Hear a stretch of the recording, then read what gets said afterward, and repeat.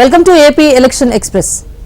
నేను గెలవటం ఖాయం, ఇంత ఈజీగా గెలుస్తారని అనుకోలేదురా అంటూ అనుయాయుల దగ్గర ఆ మంత్రి గత 15 రోజులుగా అంటున్నారట. అనుకున్నంతసేపు నిలవలేదు మంత్రి గారి ఆనందం. ఆ మంత్రి గారికి ఓటమి సెగ చూపిస్తున్నారు ఓ యువనేత. కొత్త అభ్యర్థి, నీకు నేనే సరైన ప్రత్యర్థిని అనేలా దూసుకుపోతున్నారు. ఇప్పుడు కుర్రాడే కదా అని తేలిగ్గా తీసుకున్న మంత్రి గారికి చుక్కలు కనిపిస్తున్నాయి. ఈ వేసవి ఎన్నికల్లో నన్ను గెలవటం అంత ఈజీ కాదు అంటూ సీనియర్ మంత్రికే చెమటలు పట్టిస్తున్న ఆ యువ అభ్యర్థి ఎవరు? సీనియర్ మంత్రి ఎవరు? అసలేం జరుగుతోంది? Let's watch.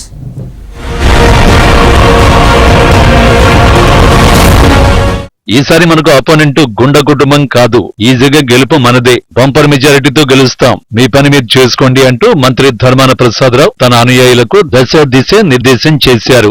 ఈ కుర్రాడు మనకు పోటీ ఏంట్రా అంటూ ప్రత్యర్థిపై మంత్రి ధర్మాన అనుచరుల దగ్గర వ్యాఖ్యలు చేశారు. అయితే తాజాగా సదరు యువనేత నియోజకవర్గంలో తిరుగుతున్న తీరు, ఓట్లను అభ్యర్థిస్తున్న స్టైల్ చూసి సుదీర్ఘానుభవం ఉన్న మంత్రికి దిమ్మ తిరిగిపోయినట్లు సమాచారం. యువనేత టీడీపీ అభ్యర్థి గొండు శంకర్ ప్రచారంలో దూసుకుపోతున్నారు. తమ మంత్రి ఈజీగా గెలుస్తాడనుకుంటే ఈ కుర్రాడు నిద్ర పట్టకుండా చేస్తున్నాడని వైసీపీ కార్యకర్తలు గుసగుసలాడుతున్నారు. ఇంతకాలం నియోజకవర్గంలో ధర్మాన వర్సెస్ గుండా ఫ్యామిలీ మధ్యనే పోటీ ఉండేది. ఈ రెండు కుటుంబీకులు పోటీ చేసి ఒక్కోసారి ఒకరి చేతిలో ఒకరు ఓడిపోయేవారు. ధర్మాన మీద వ్యతిరేకత ఉంటే గుండా కుటుంబాన్ని గెలిపిస్తారు, గుండా మీద కోపం ఉంటే ధర్మానాన్ని గెలిపిస్తారు ఓటర్లు. అంతేగాని ఇక్కడ ఎవరి మీద వైరాన్ని పెంచుకోరు, విమర్శించుకోరు. కానీ మొదటిసారి ధర్మానను టీడీపీ నుంచి కొత్త అభ్యర్థి ఢీకొంటున్నారు. కొత్త అభ్యర్థి గొండు శంకర్ ని ఎలా ఎదుర్కోవాలో అర్థం కాని పరిస్థితి ఏర్పడినట్లు సమాచారం. జూనియర్ అయిన ప్రత్యర్థిని విమర్శించలేక, అలానే ఎన్నాళ్ళు తనకు ప్రత్యర్థిగా ఉన్న గుండా కుటుంబాన్ని రోడ్డున పడేయలేక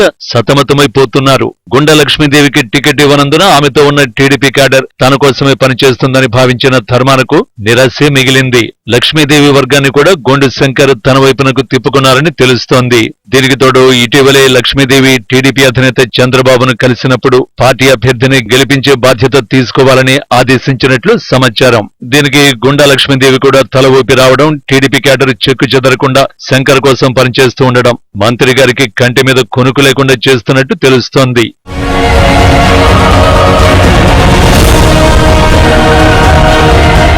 టీడీపీ అభ్యర్థి గొండు శంకర్ చాప కింద నీరులా తన చుట్టూ ఇప్పటికే అల్లుకుపోయారన్న విషయం ధర్మానకు ఇప్పుడిప్పుడే అర్థమైపోతోంది. శంకర్ బలాన్ని పసిగట్టలేని కొందరు మాత్రం ధర్మాన వైపు మొగ్గు చూపుతున్నమాట వాస్తవం. గత కొన్నేళ్లుగా ధర్మానకు దూరంగా ఉండి టీడీపీలో చేరిన కొందరు నేతలు ఇటీవలే వైసీపీలోకి వచ్చారు. అయితే వీరంతా ఓటర్లను ఎంతవరకు ప్రభావితం చేస్తారన్న అంశంపై వైసీపీ కార్యకర్తల్లోని అనుమానాలు ఉన్నాయి. వీరిని చూపెట్టి టీడీపీని వీడి వైసీపీలోకి నేతలు వలస వస్తున్నారని ప్రచారం చేసుకుంటున్నారే తప్ప వైసీపీ నుంచి శంకర్ కు జైకొట్టిన వారి గురించి ఎక్కడా చెప్పుకోవటం లేదని టీడీపీ కార్యకర్తలు పెదవి విరుస్తున్నారు. సింగుపురం సర్పంచ్ ఆదిత్య నాయుడు, మాజీ సర్పంచ్ మోహన్ రావు వైసీపీని వీడి శంకర్ వెనుక తిరుగుతున్నారు.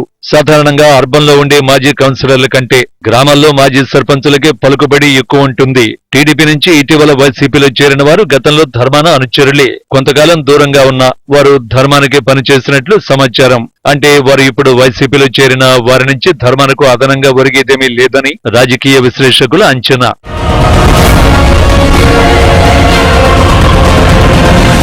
శ్రీకాకుళం అసెంబ్లీ నియోజకవర్గంలో Srikakulam municipal corporation, Srikakulam rural, Gara మండలాలు ఉన్నాయి. ఓటర్ల జాబితా ప్రకారం ఈ నియోజకవర్గంలో 2,71,079 మంది ఓటర్లు ఉండగా పురుషులు 1,34,177 మంది, మహిళలు 1,36,871 మంది ఉన్నారు. సామాజిక వర్గాల పరంగా వెలమ సామాజిక వర్గం మొదటి స్థానంలో ఉండగా రెండో స్థానంలో వైశ్యులు, 3, 4, 5 స్థానాల్లో కళింగ, మత్స్యకారులు, శిష్టకరణాలు ఉన్నారు. 1955లో నియోజకవర్గం ఏర్పడిన తర్వాత మొదటిసారిగా ఇండిపెండెంట్ అభ్యర్థిగా పసగాడ సూర్యనారాయణ అధికారాన్ని దక్కించుకోగా ఆ తర్వాత జరిగిన 5 సార్వత్రిక ఎన్నికల్లోనూ జనతా పార్టీ, కాంగ్రెస్, ఇండిపెండెంట్లు విజయం సాధించారు. తెలుగుదేశం పార్టీ ఆవిర్భావం తర్వాత 1985, 89, 94, 99లో వరుసగా 4 సార్లు మాజీ ఎమ్మెల్యే గుండా లక్ష్మీదేవి భర్త గుండా అప్పల సూర్యనారాయణ ఎమ్మెల్యేగా గెలుపొందారు.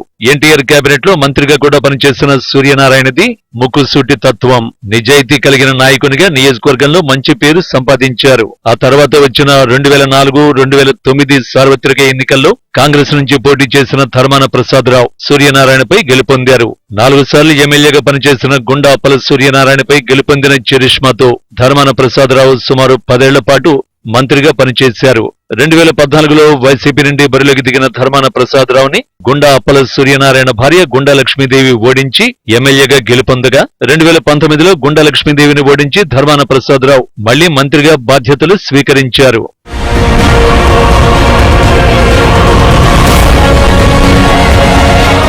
గత 2.5 ఏళ్లుగా శంకర్ రూరల్ గార మండలాల్లోనే విస్తరించారు.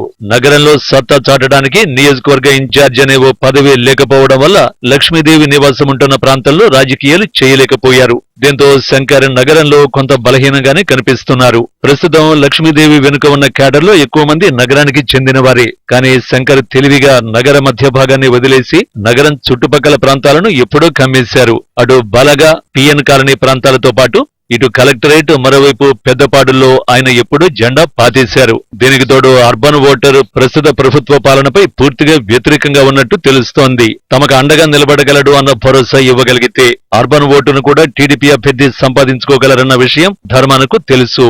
ఉద్యోగులు, వ్యాపారులు, ట్యాక్స్ పేయర్లు, నిరుద్యోగులు ఎక్కువగా ఉండే నగరంలో ప్రధాన పార్టీల అభ్యర్థులు ఎవరు అన్న ప్రశ్నే ఈసారి తలెత్తదు. శంకర్ ఇప్పటికే నిరుద్యోగులు, ఉద్యోగులతో నగరంలోని పలు వార్డుల్లో రహస్య సమావేశాలు నిర్వహించి ఆయా వర్గాల్లో పట్టు సంపాదించినట్టు సమాచారం.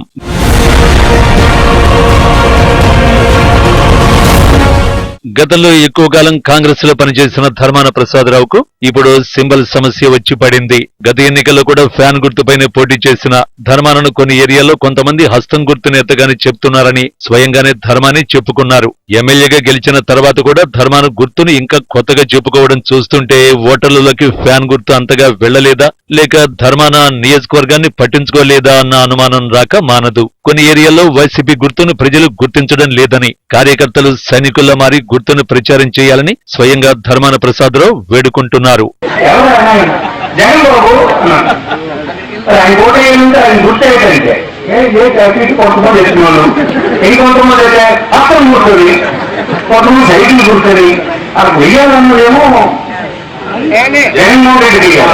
జగన్మోహన్ రెడ్డి గుర్తేంటో తెలియదు. కొద్దిమంది ఉంటారు.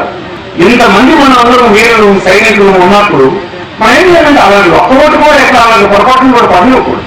అందుకోసం చెప్తూ ఉంటారు ఎప్పుడైనా మన గుర్తు అని చెప్పి అందుకోసం మన గుర్తు మనం నోరెప్పకుండా చెప్పగలిసినటువంటి గుర్తు మంది ఇలా చెప్తారు సార్.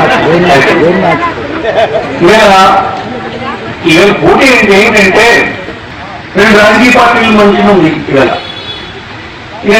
తెలుగుదేశం 14 సంవత్సరాల పరిపాలన చూసాం. మాది వైఎస్ఆర్ పార్టీ 5 సంవత్సరాల పరిపాలన చూసాం. ప్రజలకి మనకు కన్ఫ్యూజన్ ఏముంది? పెద్ద కన్ఫ్యూజన్ కూడా లేదు. కొత్త పార్టీ రాలేదు.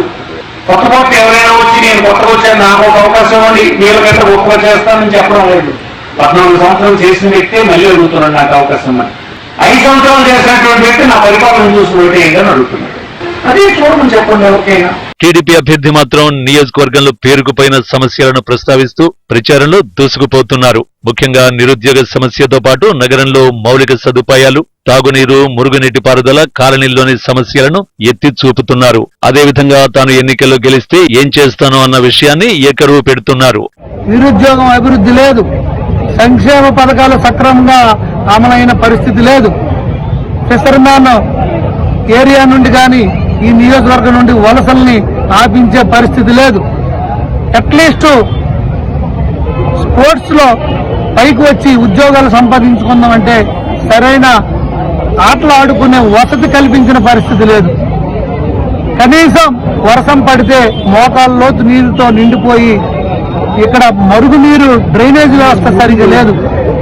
శివారు గ్రామాల్లో, శివారు కాలనీల్లో, అలాగే కొన్ని కాలనీల్లో త్రాగునీరు పరిస్థితి లేదు. 5 సంవత్సరాలుగా మరీ దారుణం, ఇంకా అధ్వాన్న స్థితికి వెళ్ళిపోయింది. ఈ సందర్భంలో ఎన్డీఏ కూటమి అభ్యర్థిగా రానున్న ఎలక్షన్ లో గొండు శంకర్ అనే నన్ను టికెట్ ఇవ్వడం జరిగింది. ఎమ్మెల్యే అభ్యర్థిగా కిందరాపు రామ్మోహన్ నాయుడు గారిని కూడా ఎంపీ అభ్యర్థిగా ఇవ్వడం జరిగింది. అందుకే స్పష్టమైన అవగాహన ఉన్న నన్ను, అలాగే రామ్మోహన్ నాయుడు గారిని అత్యధిక మెజార్టీ ఇచ్చి గెలిపించినట్లయితే ఈ నియోజకవర్గంలో అభివృద్ధి పదాన, సంక్షేమ పథకాలు సక్రమంగా అమలయ్యే పదాన, నిరుద్యోగ యువతకి, అలాగే ఈ నియోజకవర్గంలో ఉన్న సమస్యల పట్ల నేను అన్ని తీర్చి ముందు వరుసలో రాష్ట్రంలోనే నెంబర్ 1 నియోజకవర్గంగా ఉంచే దిశగా నేను తీసుకువెళ్తానని కూడా నేను తెలియజేసుకుంటూ, అయితే శ్రీకాకుళం ఓటర్లు ఎప్పుడూ సైకిల్ సింబల్ వెంటే ఉన్నారు. లక్ష్మీదేవికి తప్ప టికెట్ ఎవరికి ఇచ్చినా పనిచేసేది లేదని చెప్పుకొచ్చిన అనేక మంది ఆమె అభిమానులు ఇప్పుడు ఒక్కరొక్కరుగా పార్టీ నిర్ణయానికి తల వంచుతున్నారు. మహా అయితే ఓటును ప్రభావితం చేయగల ఓ 2-3 మిగిలిపోతారు. నిన్నటి వరకు టికెట్ మారుస్తారు, లక్ష్మీదేవికి మళ్లీ బీఫామ్ ఇస్తారన్న ప్రచారం నేపథ్యంలో నియోజకవర్గంలో టీడీపీ వైసీపీ బలాబలాలను ఎవరూ సరిగ్గా లెక్కించలేకపోయారు. కొత్త ఏడాది నుంచి నియోజకవర్గంలో ప్రతిరోజు మారుతున్న పరిణామాలు మరో కొత్త లెవెల్లో ఉంటాయనడంలో సందేహం లేదు. ఏది ఏమైనప్పటికీ సునాయాసంగా గెలుస్తామనుకున్న ధర్మానకు మాత్రం శంకర్ బరిలో దిగడం కొంత ఇబ్బందిగానే మారిందని రాజకీయ విశ్లేషకులు చెబుతున్నారు.